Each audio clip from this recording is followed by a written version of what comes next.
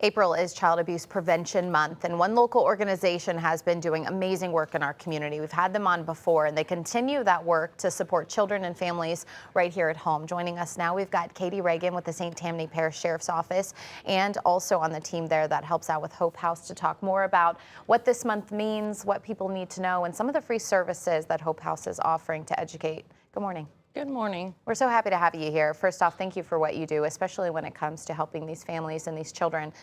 To start off, I mean, I was looking at some of the statistics you all shared, and it's really shocking, some of the information about 1 in 10 children will suffer from some type of sexual abuse or abuse before the age of 18. And I think that's crazy when you think about that number. Yes. The benefit to nowadays is that children are learning more about it and they're feeling more comfortable coming forward to disclose and to report this type of abuse. Yeah, and that's really important, especially with the work that Hope House and you all do, because it's a 96% conviction rate when you guys are processing these cases. And I know you do a lot of work here just helping the kids. Tell us a little bit more about the work that is being done right now. So the Sheriff's Office has created an extraordinary Special Victims Unit. My partner, Detective Randy Lee, everybody that is in the SVU, we all work together and we're continuing our training to learn more about it. We work with Hope House, with our MDT team to try to do everything that we can to make sure that our juvenile victims get everything that they need. Not just for like the justice, but to move forward productively once the investigation is completed. Yeah, to be complete, you know, well, children again, if they can, into adulthood. And, you know, Hope House offers so many of those services, that just wraparound services to take care of these families. There's some things happening this month where there's online training, there's training for people to take part in.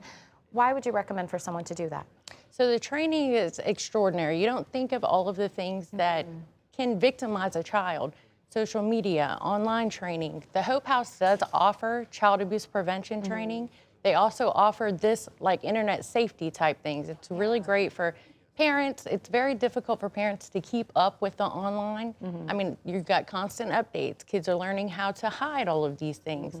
You can't monitor a kid's phone 24/7. So like the training that Hope House provides helps parents to kind of get in there and understand better without having to go through the process of trial and error. Yeah, that is so important. And I was telling you, you know, I don't even know what I would do if I thought that maybe a child was suffering from some form of abuse. And I think it's important for all of us to recognize that and to step up and not be quiet. What would you recommend someone do? So your biggest impact on a juvenile, especially a juvenile being abused, is communication. We can't really do anything with the child unless they are comfortable enough to give a disclosure. Okay. You can't force a disclosure because at that point you're taking control away from them once again. Once a child is comfortable with disclosing, then at that point we move forward with the investigation. We do the forensic interview at the Hope House. The Hope House will then provide them with trauma therapy to help them to move through that investigation. We try, at the Sheriff's Office, we try to give the juvenile the ability to gain control during that investigation. Investigation is not easy for anybody, but we also try to help the families. Like, it's traumatic for the parents as well. Yeah.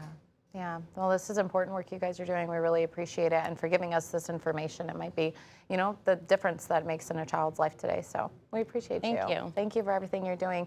And if you would like to look at more of these resources, maybe you want to take part in some of this training here, you can do that. We have a link to it on our website, WLTV.com. It's an important month and important to recognize what's happening in our own community. Also, the 5th Annual Champion for Children's Breakfast is happening April 22nd in Mandeville. For tickets to support, you can find those details on Support Hope House, and you can go to WLTV.com for a link to make it easy for you.